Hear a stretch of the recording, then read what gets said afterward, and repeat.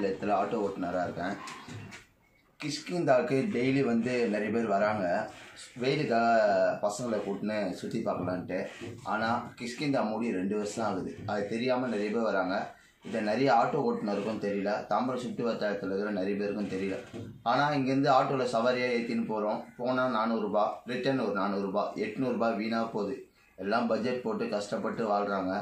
குழந்தைங்க ஆசைப்படுதுன்னு சொல்லிட்டு ஒரு 1000 ரூபா 2000 ரூபா சேர்த்து வச்சு அதை எடுத்துகிட்டு வெயிலுக்காக வராங்க சுற்றி பார்க்கலான்ட்டு. ஆனால் வந்தால் இந்த கிஷ்கிந்தா மூடிட்டாங்க.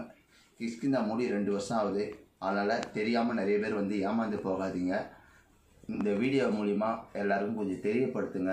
கிஷ்கிந்தா மூடி 2 வருஷம் ஆகுதுன்னு கொஞ்சம் ஷேர் பண்ணுங்கள்.